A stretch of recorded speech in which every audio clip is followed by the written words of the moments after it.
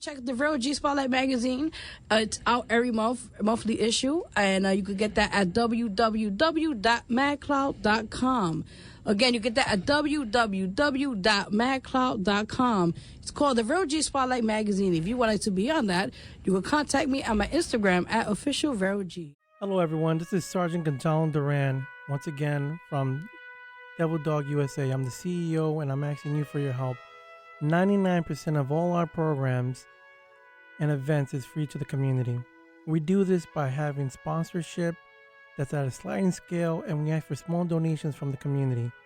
So how can you help us? Well, one, you can go to our website, www.devildogUSAinc.org.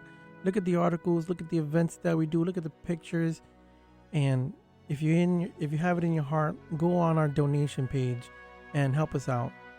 If you want, go to one of our events, see how the community helps us, see how we give ourselves and we support and we bring the community in one place to support the military, the veterans, and the community itself, and drop off a little cash to our donation boxes.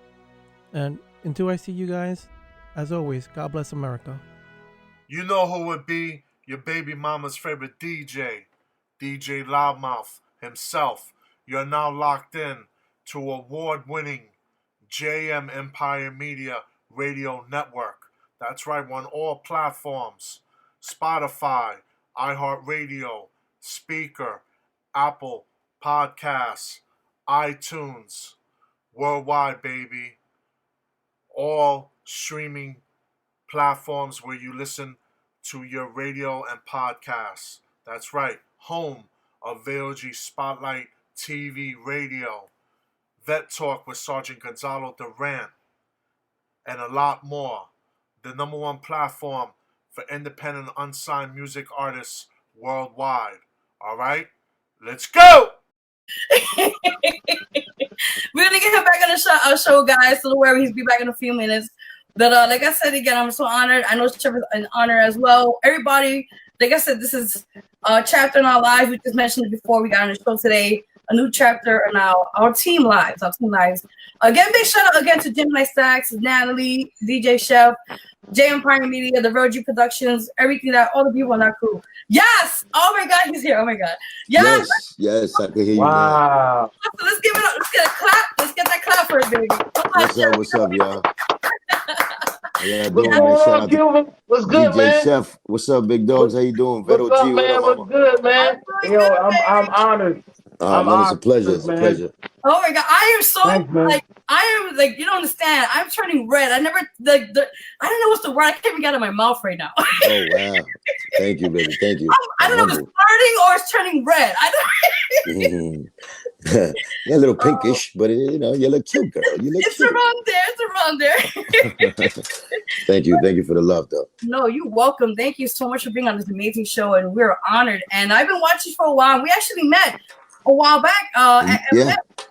With Tragedy, right? Yeah. Yep, I remember you. Yep. Yeah. Oh, now I'm really like, woo. Yeah, we're supposed to actually go to your have a date to go to the studio up there, but this crazy stuff happened, so it's okay. We here, we live, we direct. That's right, man. No, we're gonna definitely have a follow up. So don't worry, we're gonna make that up for that. So definitely. So are you ready? Yeah. I'm sorry, man. I'm just a little. I just can't believe that you're on here, man. Like, come on, man. You don't know, man. I used to listen to you in my 20s when I was riding in my Jeep. This was like so many years back, man. But it's a pleasure, man. Man, that's the beautiful thing about music, man. I mean, we connected, even though we never probably physically met each other, we connected through music. So I'm humbled that you passed some years with my music, and of course, man. The chance that hip hop gave me to really reach out to y'all. So thank you, man. I'm humbled.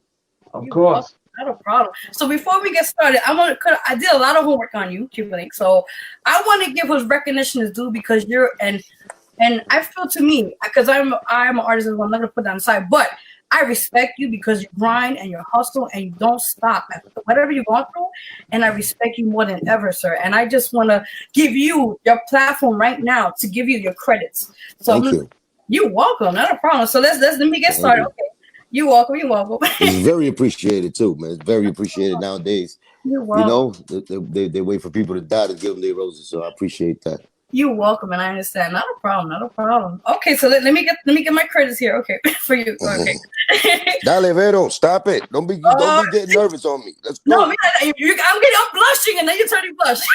DJ Chef, you better start cooking something up over there. Oh, he's watching. I might have to, man, for us to eat. I'm gonna have to do something for us to eat. We gotta eat. We gotta eat. That's what's up. That's what's up. Okay, so like I said, he is a true hip hop legend. Yes, you welcome, man. From the BX, I know you came from Cuba, which I love Cuba. You know, I love my Cuba. Yes, but again, the Cuban food is something else, man. I love Cuban food. Oh man, yeah, man. The culture is a beautiful thing. It's a beautiful thing. I mean, it's very close to Puerto Rican. Culture. Very close. You know, but yeah, Cuba. You know, each island in the Caribbean define itself with its special stuff. So you know what I'm saying. We got the moro. That's the black rice with the black beans, and we got the pernil and the yuca. Come on, man, you gonna make me hungry over here. You gonna make me get in the kitchen and start chefing it up, man.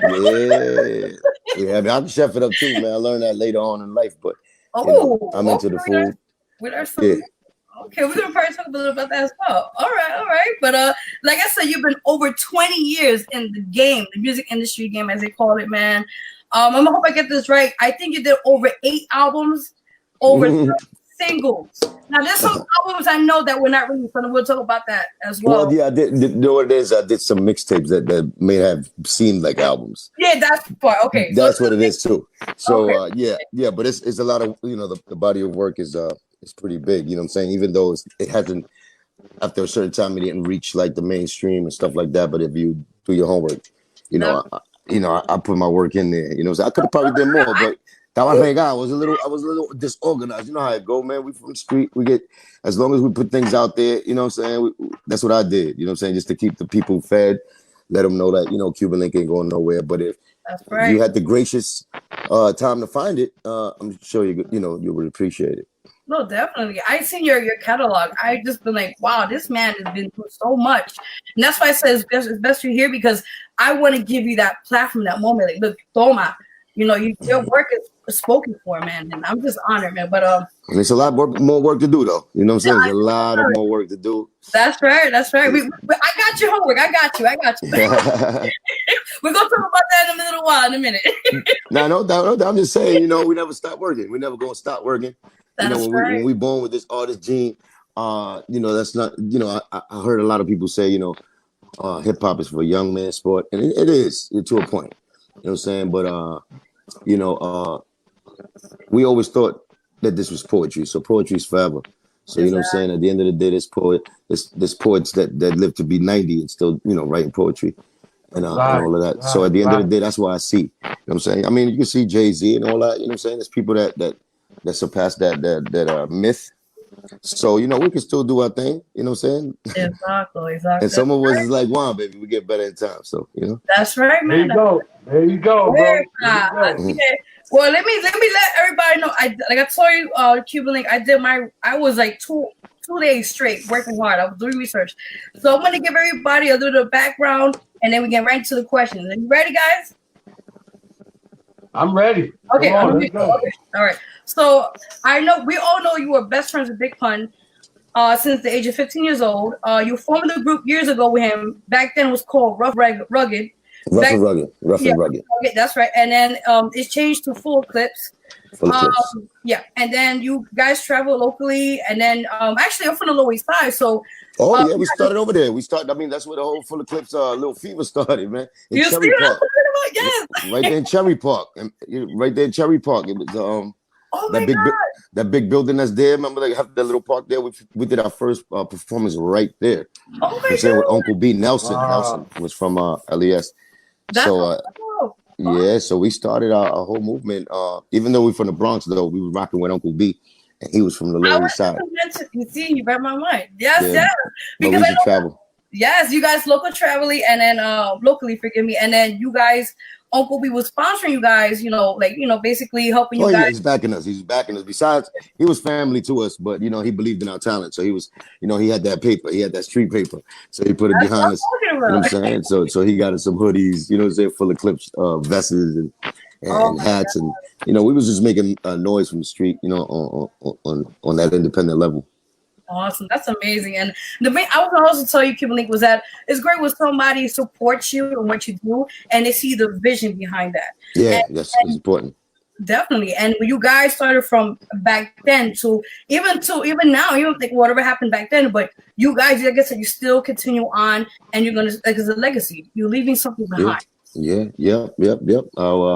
It's a beautiful legacy. Even no matter if other one. I mean, even if you take the bad parts inside of it, it's a beautiful legacy, because without, that darkness, the light will never came. So, what I'm saying?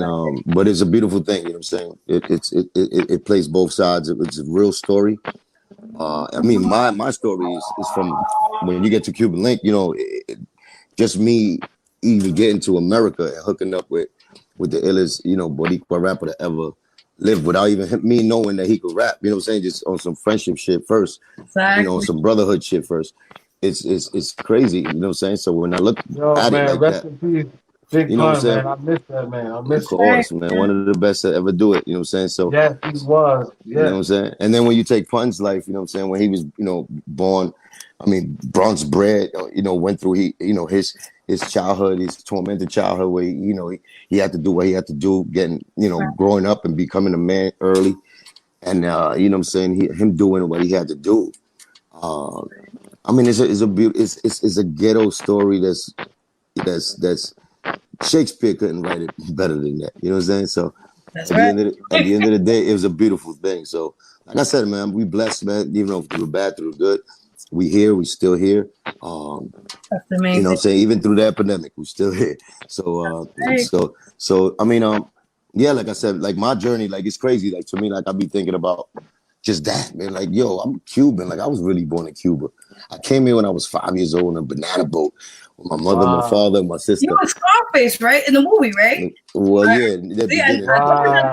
So I really came in that, like for real. Like, you know what I'm saying? Like it's not even a game. It's not a movie to me. It's like for real. You know what I'm saying? Not knowing English, going to Puerto Rico for 4 years, and then coming over here to the Bronx when I was 9. Me learning English, hanging out with nothing but my black friends in the beginning without even knowing English. They're the ones who took me in, and I learned more English because of them. Just the culture of hip hop, of course, at that time it was just, like the essence of hip hop, you know what I'm saying? From the break dancing to the graffiti on the wall, to the B-boys, for the music, the DJ, the block parties. So it was all of that captivated me as a young kid. And just that story alone, man. And then me moving to Prospect Avenue, and then meeting Chris, man. You know what I'm saying? At the time, his name was Moondog. So we played ball together. We went, after that, we became friends, like brothers. We were taking boxing together, doing everything, man. You know what I'm saying? I was his little brother. He was my big bro. You know what I'm saying? But just that, you know what I'm saying? And then from that, so us two, like creating that bond, and then taking the hobby of spitting, MCing from the hallways, and getting it known out there to where fatjoe could look and see, you know what I'm saying, like something about, even if he just saw it about Pun at the time, but he saw it, and him taking that chance with us, you know what I'm saying, it just created that beautiful thing, you know what I'm saying, where it was nothing but history after that. After they, they hooked up. The love Pun had for us, me, Triple Six, and the sick one, he never left us, so he kept us along. And eventually, Joe understood what we was good for, and it was already proven. So at the end of the day, they could write their own stories, but the truth is in the pudding. You know what I'm saying? Your boy Cuban Link put it down. At the end of the day, even though I played it humble, and I played my position where it's like, yo, I just want to do my part. Like I wasn't trying to be the best. At the end of the day, I was just, you know what I'm saying? Everybody got to play their position. I played my position to a point, because it was just my duty to do it. But it was a beautiful. It was Voltron when we transformed, man. When the Terror Squad transformed back in the days, it was Voltron, and you know we created something that the Bronx was proud of. We created something that Latinos was proud of, Black folk was proud of. You know what I'm saying? Everybody, just a game of hip hop was proud of because we, you know, what Pun did is he legitimized the MCing of Latinos in a big scale, just like Eminem did it for the white folks. You know what I'm saying? When he got off. So yeah, that's, you know what I'm saying, and that's what we did. So that's what I'm saying. It was a legendary movement, and I'm proud to be you know, part of the foundation with that. You know. Exactly. That's awesome. Yes, he just man, you guys, I always say you guys, you broke the barrier down, especially for nosotros Latino. Like, you know, like I said, it was hard back then, and you guys, you did it. You broke that barrier, that mold that they kind of like in the industry was overlooking on us, and that's, like I said, that's why I always look up to you as a hip hop artist, man, because you kept going in, and with Big Pun and everybody else included with that amazing group you guys had, and it was just amazing. Yeah, man. I mean, that was blessed. That was actually the funnest time. You know, when you broke and you're coming up, and you know you're nervous. You get them butterflies because you don't know what the hell. Because Pun didn't know he was gonna blow up like that. You know what I'm saying? Because he was humble. He was humble to a point. You know what I'm saying? Because he didn't know. But he was so humble at the beginning. We was all humble. I stood humble. You know what I'm saying? Pun was crazy after everybody knew Pun though. Pun was crazy. Pun he got it. Like he got Pun adjusted was very to that. lyrically inclined. He was a lyricist. Like when he used to spit the rhymes, it's like it kind of reminded me the way Biggie did, but the way Pun did it, it was like. It was rapid fire. That's what it was. But the difference between him and Biggie was that, you know, Biggie just had a different style, slower style. You know, the Don style. He just, you know what I'm saying, could break down stories, and his format to his rhymes were a little different. So Biggie had that special thing too. You know what I'm saying? As far as like, you know, of course, you know, Big is one of my favorites too. But Pun, just because they was like overweight and all of that, they tend to compare them and all of that. You know what I'm saying? Like, in that sense, but their styles of rapping was different though. Yeah, Pun, I think rhymed a little faster. Of course, not a lot faster. Nigga dead in the middle of little Italy. Diddly. Come on now, come on, you know. Throwbacks, good stuff. That was wordplay right there. You know what I'm saying? Pun had a lot of wow moments in his rhymes. You know what I'm saying? He said metaphors that, you know, even if I studied, there was still shitting you. Soon as I chitter chatter, your shit is shatter. I'm the kid out of the Bronx that'll stomp you to death like it didn't matter. You know what I'm saying? Like, just that. Soon as I chitter chatter, your shit is shatter. I'm the kid out of. You see, he rhymed everything. You know what I'm saying? So it's like, he's a wordsmith. You know what I'm saying? So he put words together crazy. That's right, awesome. But okay. So my next thing, actually, you just answered one of my questions. Because then at that time you just mentioned also fatjoe. Nigga said, wait. Now you catching me. Wait. That nigga Pun said, stop and laugh. My shit is butter fuco. Niggas run like punch the cuco. You go tell your putos how I blew your punto. How you say that right there? How you say that? Go ahead, do it, kill it. Go ahead. No, that was Pun. I'm just remembering what my brother did. Like, you know, when he put words together like that, it was like, you know what I'm saying? Like, niggas don't do that. Like, people don't do that. Nah, they don't. Niggas don't do that. Let me tell you something, Cuban. The rap game is so different now. It is. I don't even, like, half of the time I don't even understand what these rappers are doing and saying. Oh God, mumble rap, like, that's, you know. And I appreciate everything you guys, you know, Pun, you guys, all you guys from the BK, you know, the way that y'all rhyme, it meant something. Like you said, it was a movement. You know what I'm saying? Yeah, it was that moment in time that that MCs was looked at the main thing in hip hop. You know what I'm saying? Because everything took turns. Like back in the days, it used to be the DJs. Then before that, it was the graffiti's. So it was battles and all of that. Then it became where the mics were the thing. You know, the MC moved the crowd. You know, the best lyricists. Right. So when it came to that, you know, you have brothers that came in and became game changers. You know what I'm saying, to the game. And you know, Pun was definitely a game changer. You know, and he took his race right with him. Even though we didn't believe in all of that, brown, black, white, we didn't. We just was sticking to hip hop as far as like being the best of what we wrote and what we, you know, where we come from, of course, the struggle and being real with our lyrics. So that's what we was really doing. But then later on, when he blew levels up, you know what I'm saying? Because like I said, he didn't even think that he was gonna go all the way like that. So when it was depicted where he sold 1 million albums, that's when it was different. That's when it's like, okay, now the Latino sensation, you know what I'm saying? But back in the block, it was like, yo, Pun is Pun. Ain't no color to him. You know what I'm saying? No matter he's Puerto Rican. So it was all like that when it was local. But yeah, you already know how America does it when you get up there. They try to divide. But it's kind of cool. It's kind of cool. Because at the end of the day, it works out. As long as you know how to bring it back, don't get caught up in it. Because Pun always say, you know what I'm saying? If you're a doctor, it doesn't matter what kind of color you are. You know what I'm saying? You're gonna fix me up. You're a doctor.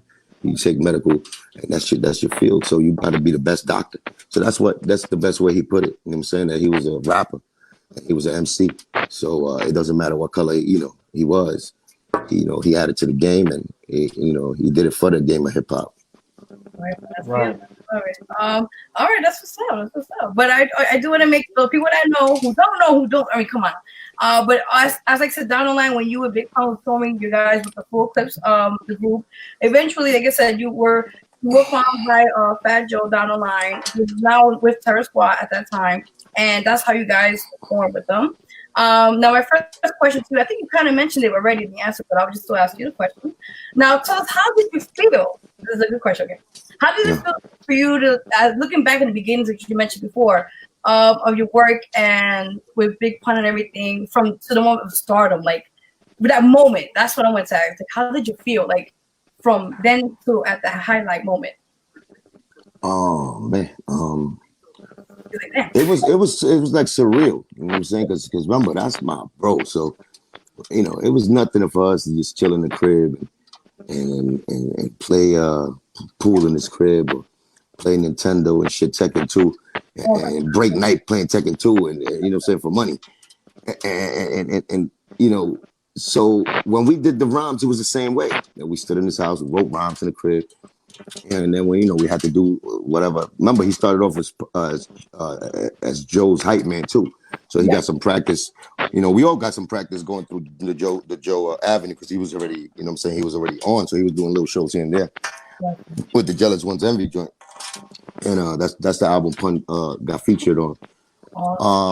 But it was just like we seen the move, like the, what I'm saying, like we seen the gradual shit, but it wasn't like, we was after that. Like I was just humble enough to just be like, oh shit, we in this shit. You know what I'm saying? Like, oh shit. And then I see my brother just, it was like times that I never heard certain rhymes that he was like writing, because he was already, like, him and Joe was already putting them on like Firewater. Like I never heard that rhyme Firewater when he was writing. All the other rhymes, I was there when he was writing it. But like it's a couple of rhymes that I never heard. So when I heard it like on a mixtape, and I heard his verse and shit Haagen-Dazs and all of that, idolize no man like Conan and stand beside the gods. Like when I started, like I heard his voice, the projection of his voice, the lyrics he was saying, like he was a professional. I'm like, oh, my fucking bro is a professional. Like this nigga sound better than the top niggas. Like he made me a believer because, he took it serious like that. Like, what I'm saying? It was a point that it was still a hobby to me. Like, what I'm saying? Like, oh shit. Like, what I'm saying? We do this shit, but it's like, what I'm saying? And not to even downplay it, but what I'm saying? It was fun. So that element of me taking it as a hobby made me freely, like, what I'm saying, express myself a little more freely and have more fun with it. Because when you take it too serious, sometimes it messes it up. Exactly. So that was definitely an element that was needed. It was that fun element, that funny element. You know what I'm saying? But when we seen it together. We was like, oh shit. Like when we did remember we came from the college circuits also. Joe took Pun through the college circuits, so he did a lot of college. Back in the days, he had I forgot what it's called, but it was the college. All of that shit. We did all the college radio, Bobito and Stretch. So we came from the underground like that. Like we was doing that. But when we got loose and shit, when we started like this, when Pun used to hit the stage, you seen the difference of different songs that he already put out. So it was that the reaction was different every time. So it was like more people, like, everybody knowing his name more.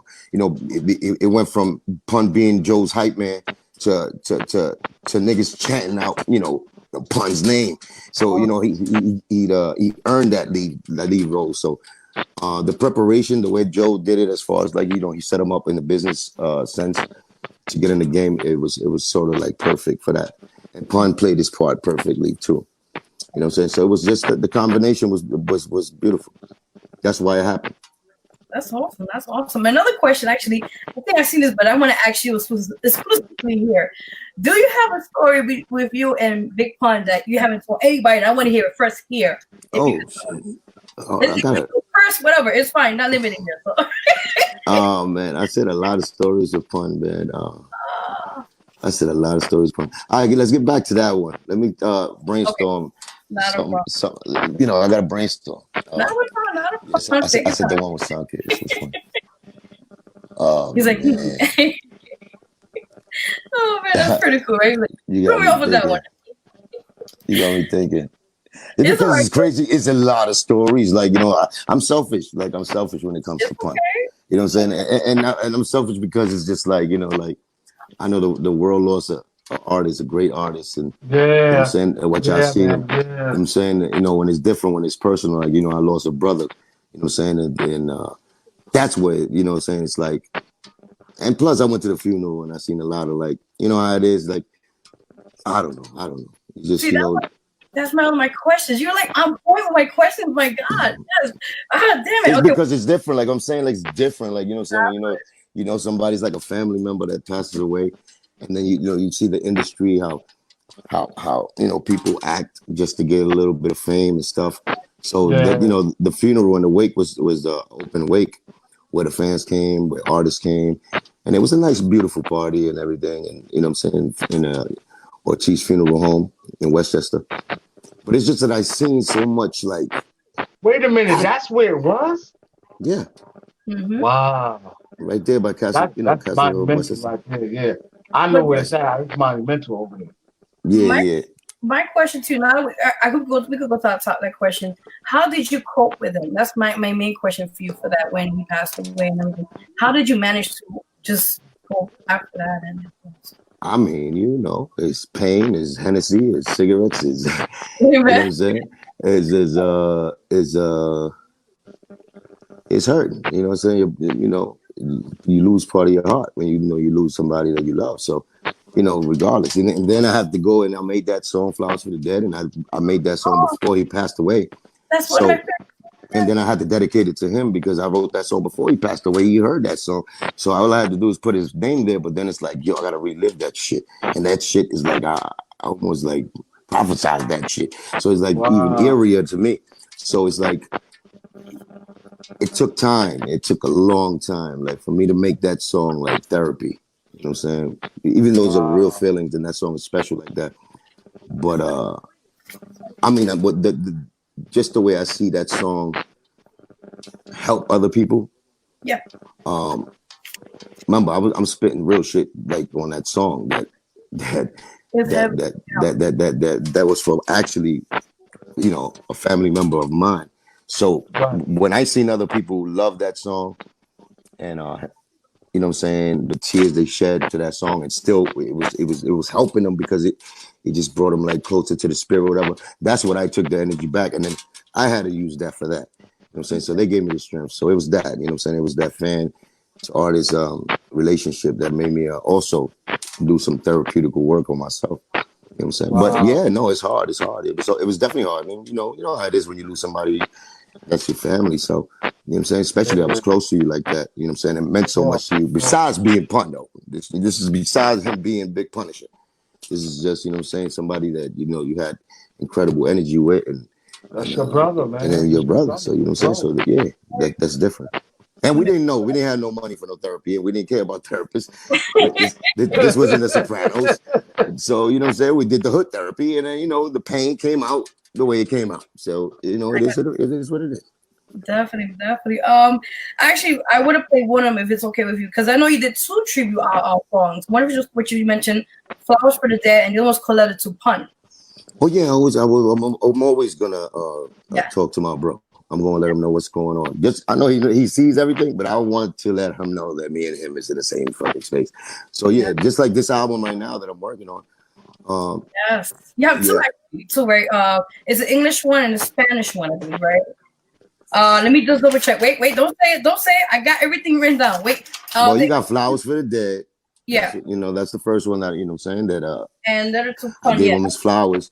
And then you got the Letter to Pun. Just it's like a letter just letting them know, you know, what's going on out here. Because you know, from his bro. I got to let him know, you know what I'm saying? And, I had to let the people know, you know what I'm saying? So, of course. So that was the letter. That was like a 7-minute straight rhyming, no hook, just we went in. I was like, I heard the whole song. I was like, wow, that's a lot. Until this day, them lyrics stand. So you know what I'm saying. So that's when you know it's real. And then the new one, I got a new one. I got a Letter Part 2 that's coming out for the new project. So I mean, I talk to bro. I gotta talk to bro. Let him know. You know what I'm saying. Let him know we still doing what we do. You know, and it's not even to use his name or anything. Like I told you, that's my brother. And when I talk to him, it brings out a whole different, you know what I'm saying, side of me as an artist. You know what I'm saying? So it's that connection that I do it for. You know what I'm saying? Like I want to keep his name alive the right way. I feel like, you know what I'm saying? And it's just so much things he did. Like, you know, after he passed away and all that, so much things he did. I wish that he could have got really you know, his due, because he did so much. You know what I'm saying? There's a lot of people that but everybody was depending on him to do. We wanted to see more from our brother Bun. Of course. He had so much in him, like so much. And that's what it is. That's what it is, man. It's like, you know, he cut short. Like, you know what I'm saying? That's why it's even more sadder. Because I know him, he was just getting to his humor inside the lyrics. You know what I'm saying? When he did Yeah Baby, that was his humor already. Aww. You know what I'm saying? So I mean, I was left to do most of the skits in his album. In the Yeah Baby album, I had to go do them because he told me the skits, but he never got to do them. Wow. So I had to take, like, you know, I had to recreate that for him. You know, so I kind of like executive produced his Yeah Baby album. Awesome. You know what I'm saying? And as far as, like, you know, putting it together, like putting some certain things together. Definitely. Because I knew, like the one where he's at Air Goya and he's snoring on the plane. That was really pun. That was really pun. Like, oh my God, that's crazy. Wow. That was a story. I mean, did I tell you that story? I don't know if I said that story when he was. I don't recall that one, but I mean, when he was on this nigga pun, man. I see that. You're gonna tell the story, right? He was an insomniac. You know what I'm saying? So he's a narcoleptic, right? That's what you call it? When you sleep while you're talking. Just wake up and So that he started doing that shit like after a while, like, you know what I'm saying? And I was like, this nigga playing like the way Pun did shit, it almost seemed like this nigga did it like on purpose because he was on point like that. He'll play a joke on you. So I mean, that was a real thing he had. But we was in the plane, man, going to I think we was going to do a show somewhere. We had to take a plane. He had 2 coach seats. This nigga had the extra belt. You know, they got to get the extra belt. Right? So this nigga would take the extra belt. He put it in his forehead like an asshole. Oh my God. like a headband. He'll put it like a headband. And then nigga fell asleep with the belt on his head. Oh my God. And you got to imagine it's just like a 757, right? So he's got the 3 rows.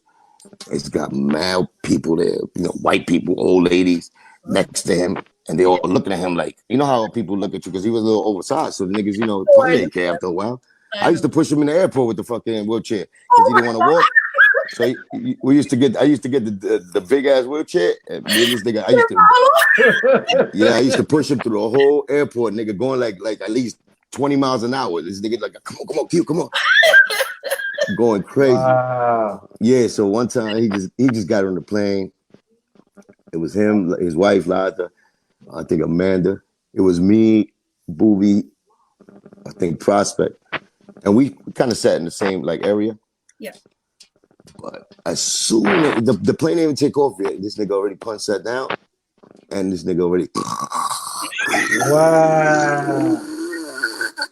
Yo, but the extra, like, the extra shit, the shit that you be like, and I'm looking at this, yo, this nigga's crazy. He's doing this on purpose because I didn't know. I thought, you know, he's funny like that sometimes. Yeah.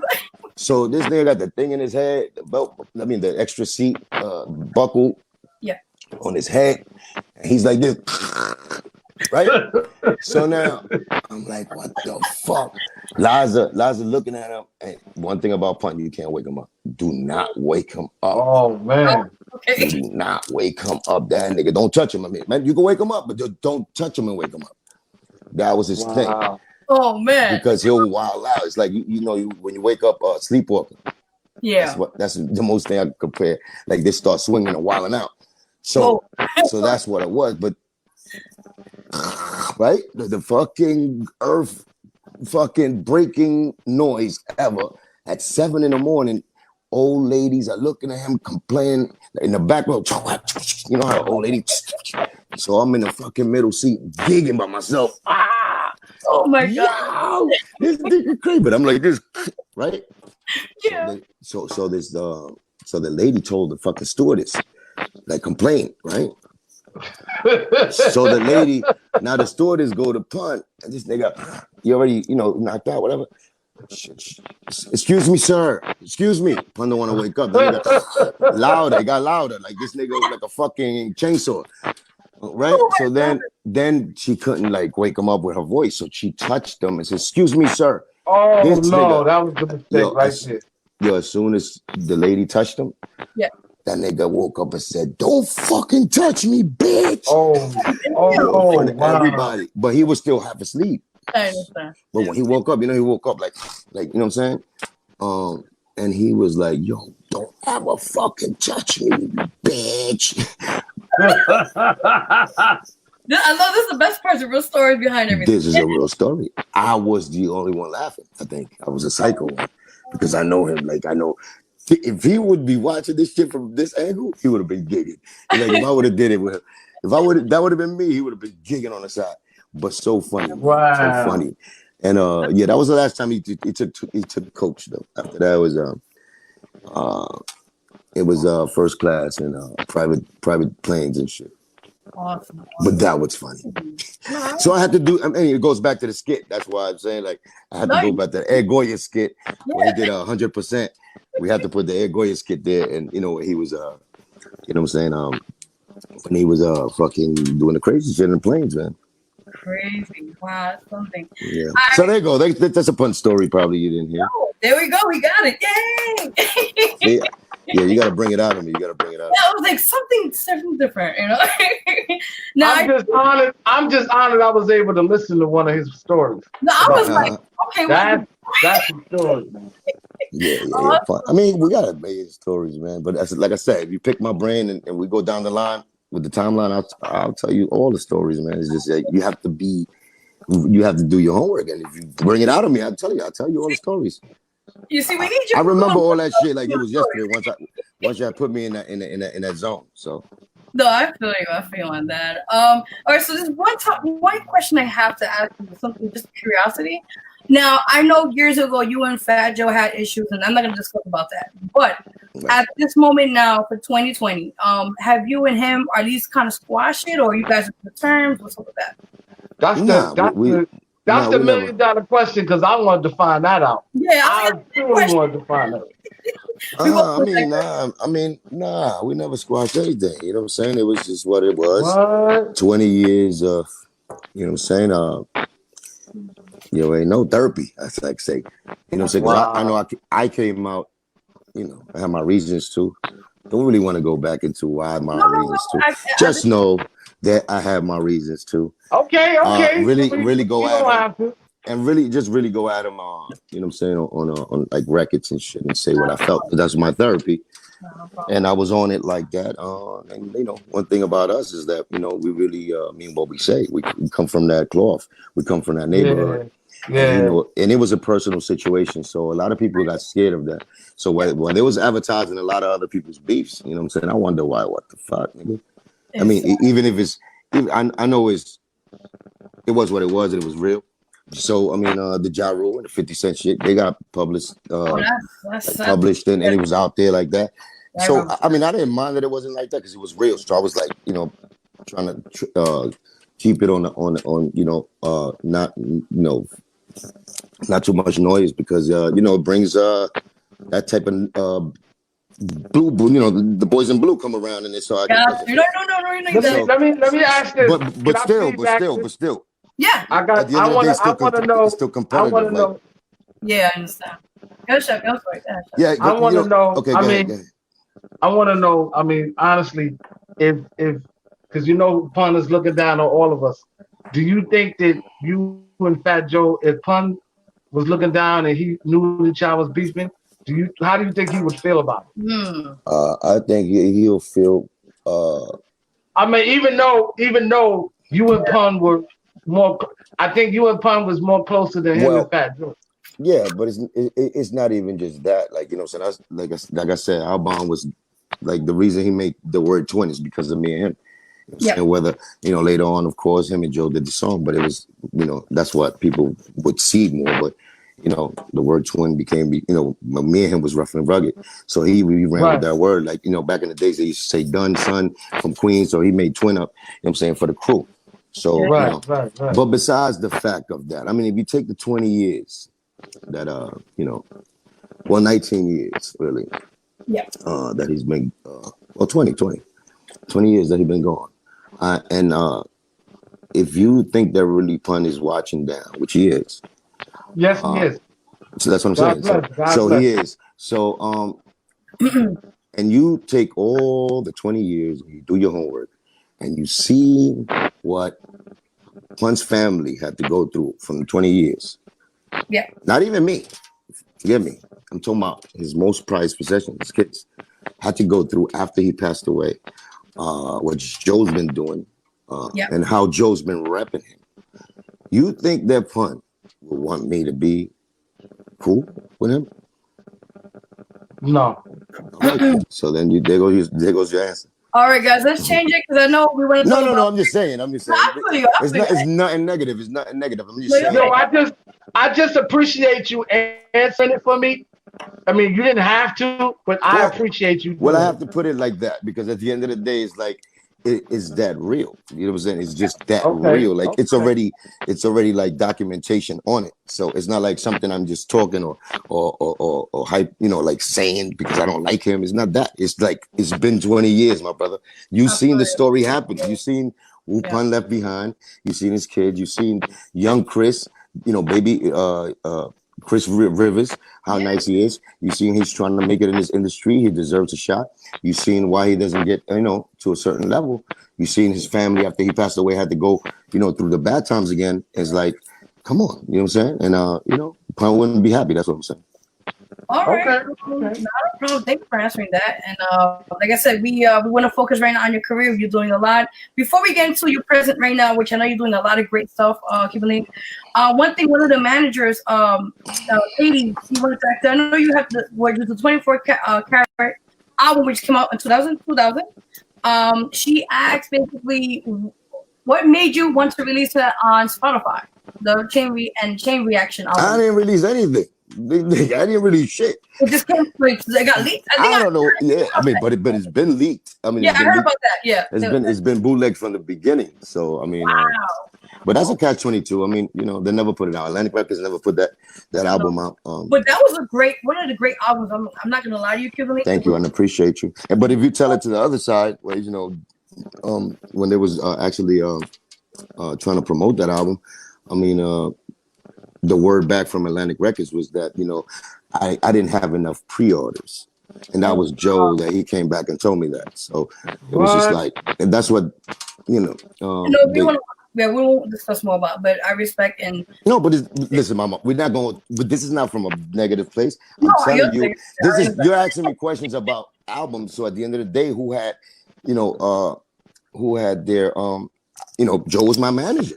So at the end of the day, my manager has to talk to the label. I was assigned. My label was Atlantic Records, and Joe was the middleman to that, from the artist to the label. He was the one who got me the deal. He was the one that was orchestrating everything with the budgets and everything. So at the end of the day, it didn't come out. And then the guy that I entrusted, which is Joe, and you know, to really talk on my behalf when it comes to the label, he tells me that they're gonna push it back because they couldn't have enough pre-orders. So I mean, I took it to the chest, like, okay, I mean, let's work harder. You know what I'm saying? Whatever it was, I was trying to find a solution because it's like, I can't believe that. But look at that. Even through this time, look, 20 years later, yes, we're still talking about 24K because it was a jewel. It was. It just, I guess they didn't appreciate it at the time, and maybe it was what it was. It was mishandled by Atlantic Records, slept on by Joe, and maybe just, things happen, man. Exactly. All right, I need more music. I know. Okay, that's my Katie in the background. All right, so let's talk real quickly because we got a few more minutes before we get out of here. Now I know you have a new single coming out. It just came out last year, 2019. It's called "I'm a New York Shit." Yeah, that's actually one of the joints that I started working on. Awesome. Because I know you. All right, I want to make sure. I believe you're releasing 2 albums. One is the English album was called "Missing Link," I believe, right? I just want to make sure I get it right. The Missing Link, yes, ma'am. That's that's the new project coming up. Awesome, see, so perfect. And then you have a Spanish one, right? Well, Chain Reaction. Remember, I did an album in 2005, which is called Chain Reaction. Yeah, that's what MOB Records. I remember that album. I definitely remember that one. Yep. That was an independent coming out from MOB Records, Connecticut, based out of Connecticut.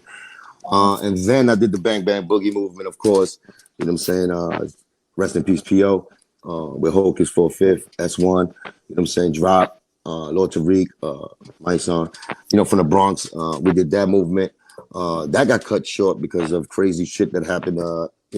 With the cops and shit. A lot of bullshit.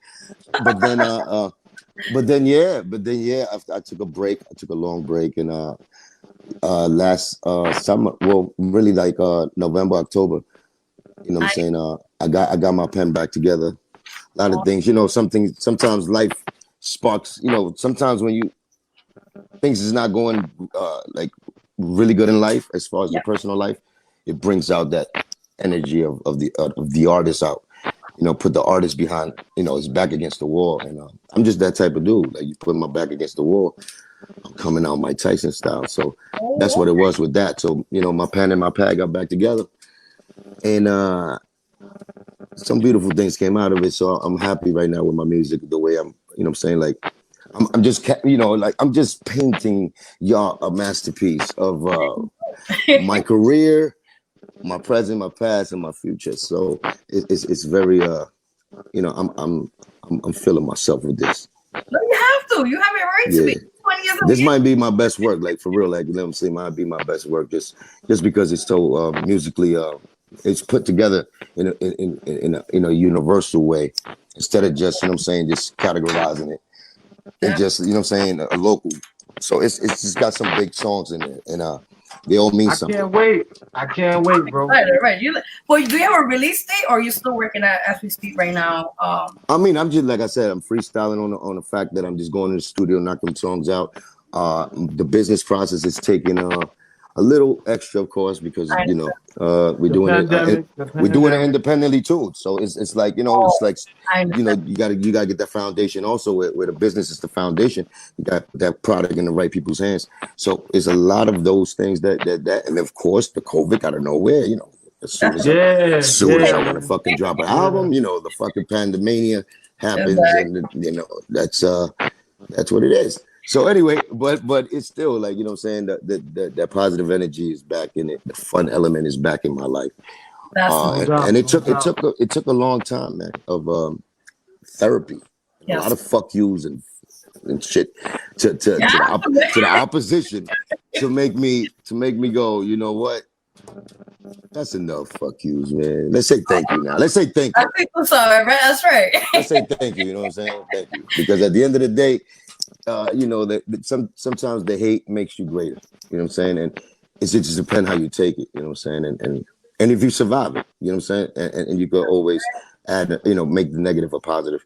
And that's all it is, man. We lived long enough to really think of solutions instead of making problems. You know what I'm saying? And I'm on that. I'm on just making solutions and letting the music out. You know what I'm saying? That's right. Now, before we wait less than 3 minutes, so let me make this real quick. Let them know where your social media, and then after that, my next question to you before we get out of here, and then we'll play your song as well when we sign out. What advice would you tell upcoming artists out there who wants to be an artist and all that? Shit. make sure your dream is reality, and make reality your dream by hard work, by being undeniable, being original. Stand for what you believe, keep your morals intact, and when you grip that mic, be an MC, not a rapper. That's So great.